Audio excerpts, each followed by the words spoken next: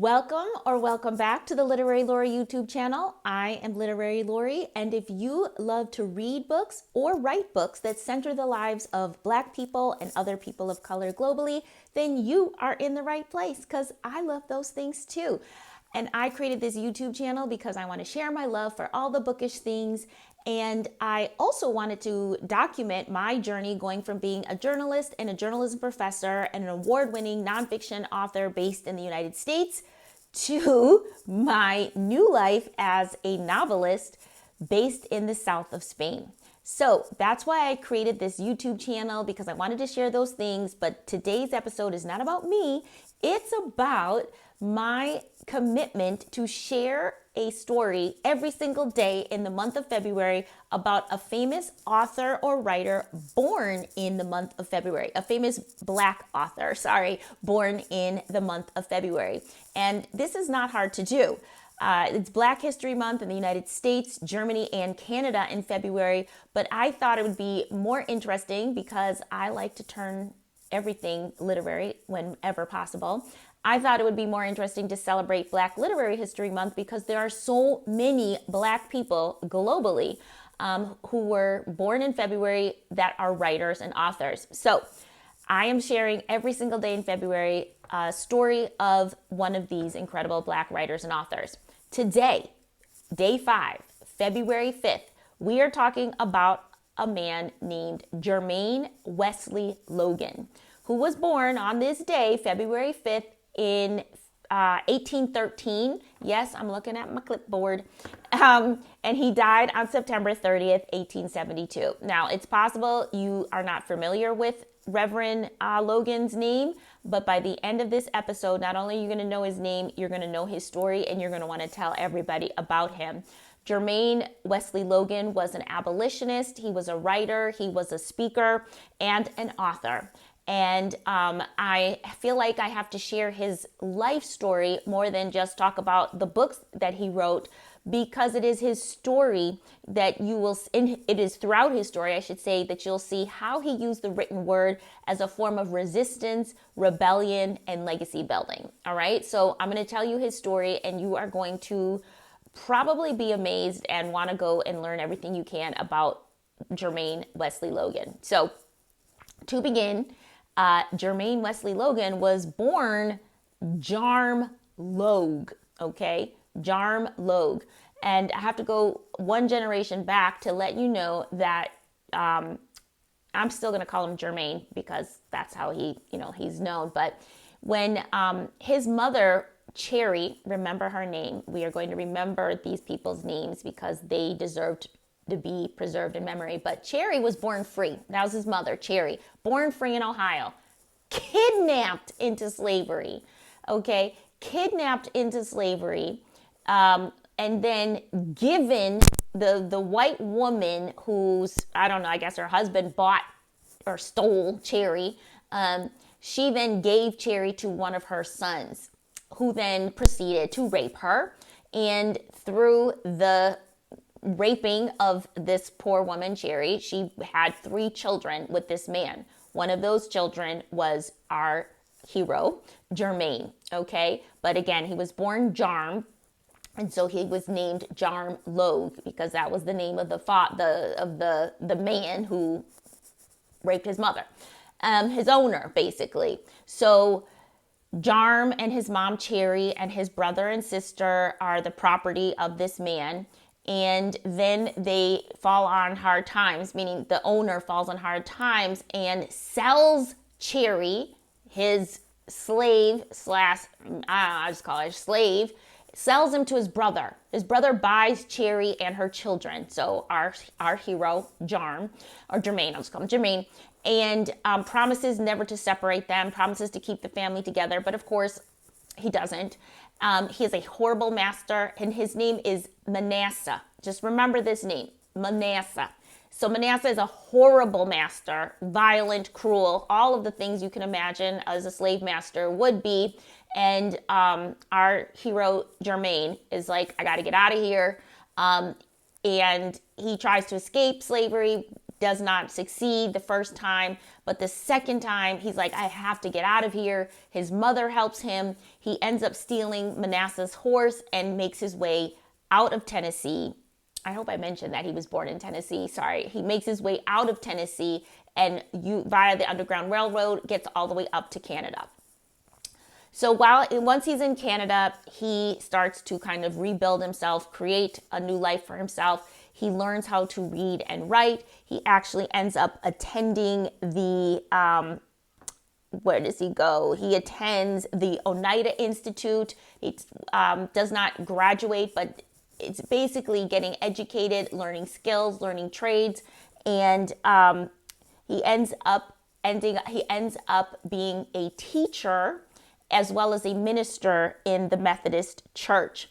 And it's because of his loyalty and love and the home he found in the Methodist Church that he took on the name Wesley as his middle name, because that was after the founder of the Methodist Church.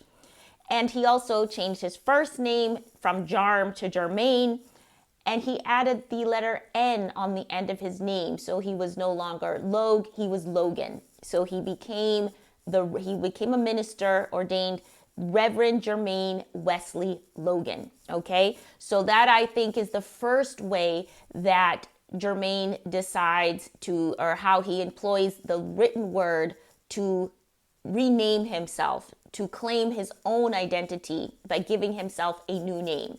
And that comes with literacy, but it's the first act of resistance and rebellion. So Reverend Jermain eventually, so he's working as a teacher and a preacher, and he eventually makes his home in Syracuse, New York. He was working in different places in upstate New York, in Utica, in Syracuse, but eventually settles in Syracuse. He marries a woman who was also had a black mother and a white father. Her name was Caroline, and together these two decide that they are going to dedicate their lives to the betterment of their people. Like I said, he's a teacher. He actually starts some different schools for black children so they can be educated. But he and Caroline make it a point to open up their home as a stop on the Underground Railroad. They really make this their mission. They help as many people as possible. It's said that they helped over 1,500 people escape from enslavement. And they didn't just give people a loaf of bread and send them on their way up to Canada. They really embraced people who wanted to, who ran. They let them stay in their home as long as they needed. Jermain was a smart man, obviously was making enough money because he bought land and built extra apartments so that people who fled would have a place to stay, not just like in their spare bedrooms or in their basements where they sometimes had to hide people.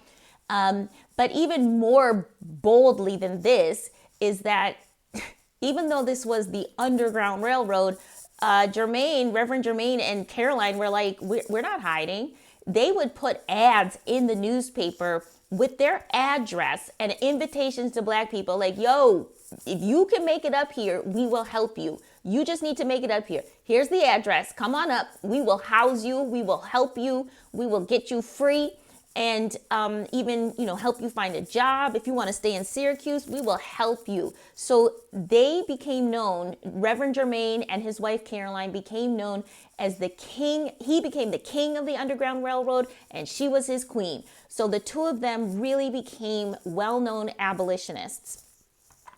So as king and queen, you can imagine that Reverend Jermain and Caroline are well-known on the abolitionist circuit, which of course they are. He becomes a very well-known speaker. He becomes good friends with, people like Frederick Douglass, Harriett Tubman. Yes, they're all keying together up there, planning revolution, being revolutionary, getting people free, going around the country and going on speaking tours. So they are doing the work. And again, one of the things that distinguished Reverend Jermain from people like Frederick Douglass, remember I said he was buying land, he was building apartments, he obviously had money, okay? But what he would not use his money for was to buy his own freedom. if you know your Frederick Douglass story, you know that Frederick Douglass was kind of hiding out in the UK for a couple of years because slave catchers were after him. They wanted to drag him back to, to slavery. And some people, ponied up money together to buy his freedom. Different people offered to buy Reverend Jermain out of slavery, to buy his freedom papers. He could have done it himself. And he was like, oh, no, do not spend your money on that because God made me free. Freedom is a God-given right. I will not pay for something that is an absolute human right. So he made it very clear that he would not pay for his freedom because it was something he was born with. Keep that in mind. That's going to come up later in the story. So thanks to the king and queen of the Underground Railroad, Syracuse became really known as the most abolitionist city in the nation. Reverend Jermain and Caroline, they had 6 children. So they're making their life here in Syracuse, and they're having, I don't want to say they're having a good time. This is not a happy life, but they are doing what they can do the best way they can do. They are passionate about their freedom call. So they have 6 children, and just some interesting side notes there. One of their daughters, Amelia, ended up marrying the son of Frederick Douglass. I mean, come on, talk about a match made in heaven. And those two continued the abolitionist work of their parents. Another daughter, Sarah, she became one of the first African-American women to become a licensed doctor. Now, she ended up working in Washington, D.C. after getting licensed, but it was short-lived because of racism.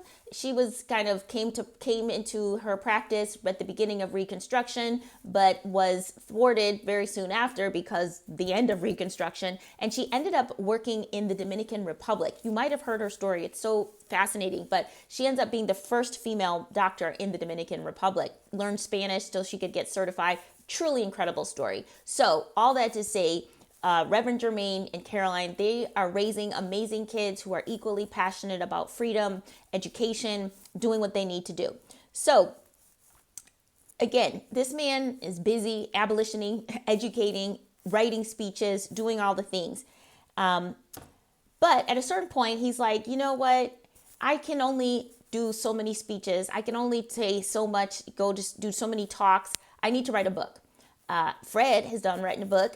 All these other former slaves have written books. I think I should do the same thing because my story is inspirational. And you have to understand that the purpose of these abolitionist speakers would be to share their stories of being enslaved, but also demonstrate that when you see me standing here speaking, when you see that I have built a home, I have a family, I'm a minister in the church, it's like, how can you not then ask yourself, why would you enslave me?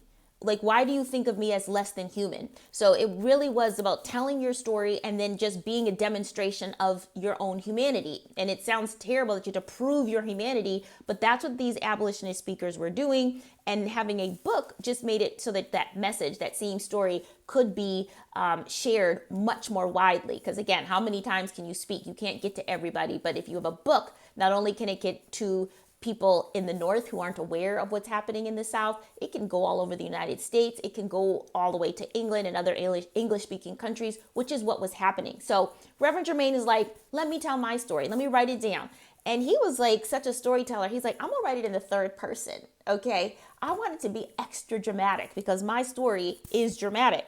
So in 1859, Reverend Jermain Loguen released his book called The Reverend J.W. Loguen as a Slave and as a Freeman, a Narrative of Real Life. That's quite a mouthful, but it tells you what it is, right? So again, The Reverend J.W. Loguen as a Slave and as a Free Man, a Narrative of Real Life. So I could not find any actual statistics that shared how much of a bestseller this book was, but I can infer from context of people like Frederick Douglass, whose book went back for several printings. It was published in the UK. It was a bestseller and made him a lot of money. I can only assume that Jermain Loguen, who was a contemporary of Douglass's, was on the same circuit, was really popular. I'm going to assume that that book did well for him too, but I'm not just basing it on assumptions because of his proximity to Douglass. I'm also making that assumption because of what happened. A year after he published that book, Reverend Jermain received a letter from the wife of Manasseh. Remember Manasseh, his evil slave owner? Yeah, and technically his uncle. Ew. But anyway, he gets a letter from Sarah Loguen. No, not Sarah. What is her name? What is her name? Yeah, it is Sarah. It's Sarah. That happens to be his daughter's name too. Sorry. But this Sarah is the wife of his former master, Manasseh. And she apparently heard how amazing this book was, because that spurred her to say, to write a letter to Reverend Jermain and say that she was having financial hardships because he escaped at this point, how many years ago? But anyway, I'm paraphrasing, excuse me. But she's basically saying, you are making all this money with that book. Obviously, I read about you. That's why I know that the book did well, because she's down there in Tennessee. He's in Syracuse. And if she heard about this book, then obviously the book was a bestseller or was pretty popular. So anyway, she's like, quote, if you will send me $1,000 and pay for the old mare, remember he stole his master's horse, I will give up all claim I have to you. In consequence of your running away, we had to sell your brother and sister and 12 acres of land. And I want you to send me the money that I may be able to redeem the land that you was the cause of our selling. You had better comply with my request, or else. Okay, she didn't say or else, but she did say that she would send the slave catchers to catch him. So the book probably did really well. So she's like, yo, you better cough up $1,000, or else I'm gonna send the slave catchers after you. Now remember, he refused to buy his freedom. So technically he was still enslaved, but so he was kind of in a pickle. And be clear, $1,000 in 1859 or 1860 would be the equivalent of $39,000 today. So we're not talking about chump change. Also, like, really, Sarah? Really? Just send me that $39,000 real quick, and then or else I'll send the slave catchers after you. Well, what do you think Reverend Jermain did? Do you think he got scared? Do you think he was like, let me see if I can sell some of my land so I can pay Mass's wife? No. This is when he used the power of the written word. Not only did he not pay, he sent her a letter back. And he didn't just send her a letter and put it in the mail. Ladies and gentlemen, he published his letter back, published it in the Liberator newspaper, as well as several others. So everybody could see what he had to say. And I'm just going to tell you that he referred to her as wretched woman multiple times. I'm just going to read a little tiny bit of that letter. He said, you sold my brother and sister and 12 acres of land, you say, because I ran away. Now you have the unutterable meanness to ask me to return and be your miserable chattel, or in lieu thereof send you $1,000 to enable you to redeem the land, but not to redeem my poor brother and sister. Wretched woman! You say you know we raised you as we did our own children. Woman, did you raise your own children for the market? Did you raise them for the whipping post? Did you raise them to be driven off, bound to a coffle in chains? Wretched woman. He goes on. That letter goes on. Wretched woman comes up multiple times. And no, he did not pay her 1 cent. I don't know what happened to that lady. I don't really care. But he was like, nah, son, no. And not only no, but let me show the world how pathetic you are, what an evil person you are, and just try me. He did say something. I'm paraphrasing, but he basically was like, you send your people and see what happens. Just see what happens. I'm not going to be your slave ever again. Anyway, getting back to that. So the fugitive slave law had been passed. If those of you who don't know exactly, the fugitive slave law was like the government's last ditch attempt to try to appease the southern states by being like, okay, we will give you the opportunity to recapture if your slaves run away, we will allow you to come and get them and take them back, drag them back to slavery. So this was an appeasement, but this made a lot of Black people who had run away fearful, because people were just running around snatching Black people off the street, not even caring if they were actually legally free or not. So it was a terrible time. And so Reverend Jermain was like, my goodness, people are like hot to trot. They're going to come up here and try to snatch me. But he made an impassioned speech. I'm going to say like in a town hall in Syracuse, but he basically said to the mostly white members of this meeting, the citizens of Syracuse, I don't respect this law. I don't fear it. I won't obey it. It outlaws me and I outlaw it, and the men who attempt to enforce it on me. I place the government officials on the ground that they place me. I will not live a slave, and if force is employed to re-enslave me, I shall make preparations to meet the crisis as becomes a man, unquote. And then he basically appealed to his fellow citizens that they have to dishonor this law. They can't keep him, or they can't help the slave catchers take him into slavery, him or any of his other fellow Black Syracuse citizens. And he said, please, I'm begging you to disobey the law. And they voted for Syracuse to stay an quote unquote open city for fugitive slaves. And the meeting voted, it was 395 people in favor of making it an open, free city to 96 who voted against it. So basically, Syracuse voted to keep Syracuse safe for escaped enslaved people. So using his words, he kept a whole city safe. So after the Civil War ended, a beautiful kind of epilogue to this story is Reverend Jermain was able to finally return to Tennessee. And in that awful letter that Sarah wrote to him demanding his money, she mentioned something about his mother. So he inferred that his mother was still alive. And so after the Civil War, he went back to Tennessee and he was able to reunite with his mom after not seeing her for 30 years, which is, I mean, it just blesses me. I'm like, that is amazing. That made me so happy that Cherry was still alive and she could see her son at that point. Sadly, Reverend Jermain's wife, Caroline, died when she was 50 of tuberculosis. And then Reverend Jermain died a little bit later in 1872, also of tuberculosis. That seems to be a running theme with a lot of the people we talked about.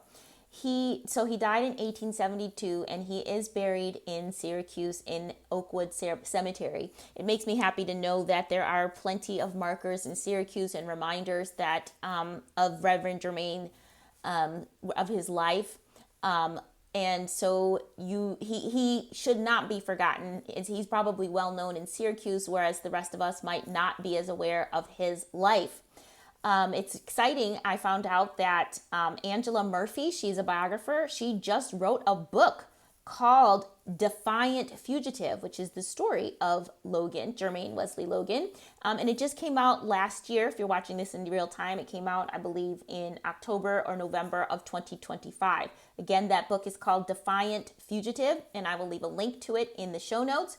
And here's what she said that I think captures what we can all take away as writers, authors, storytellers. She says, quote, in moments of political stagnation and institutional failure, Logan's life offers a model for how to keep moving forward. His story not only preserves the memory of resistance, but can serve as a blueprint for present-day activists, providing insight into the multifaceted strategies required to pursue justice against formidable odds. His story reminds us that Black Americans have always been central to the nation's development, not just as victims of injustice, but as architects of change. I love that. Thank you, Angela Murphy. So my takeaway, in addition to Reverend Jermain Loguen's just incredibly full life, and his life of service is, again, how he used the written word. As a writer, he used the newspapers as a form of communicating across borders, across the country, by posting, by writing, whether it was messages to Black people to come get free, or whether it was to shame the white woman who tried to re-enslave him and any others. And then the very act of telling his story, both orally and then getting it down on the page. And I have to remind you of, the requirement it took to sit down and write your whole story. We're not talking about word processors. We're talking like to sit down and recall, not to mention the trauma of it all, and to write it all down. But it was telling his story that moved people to say this isn't right. That got an entire city of people to decide to defy the United States government and not enforce the fugitive slave laws and to protect their Black citizens. So I see Reverend Jermain Loguen as a person who used multiple methods of resistance and rebellion, education. Like everything he did was in honor of his people to get free. And he did it in ways that don't require superhuman powers or strength. It requires commitment, conviction, and again, the way he used his story to make change is incredible. So I hope that is inspiring for some of you writers, particularly those of you who are interested in writing your own memoirs, your own stories, and putting them out in the world and realizing the power that those stories can have, again, as a blueprint for resistance, rebellion, and change and legacy, for your legacy. You can read Reverend Logan's entire book, his autobiography, I guess is what we call it, completely online. I will leave a link to that as well. All right, literarians, I hope you are inspired. I hope you feel like you learned something today. And I keep saying this man's name. It's Reverend Jermain Wesley Loguen. What a amazing character. All right, I'll see you tomorrow for another incredible story about another Black writer born in February. That's it. I'll see you tomorrow.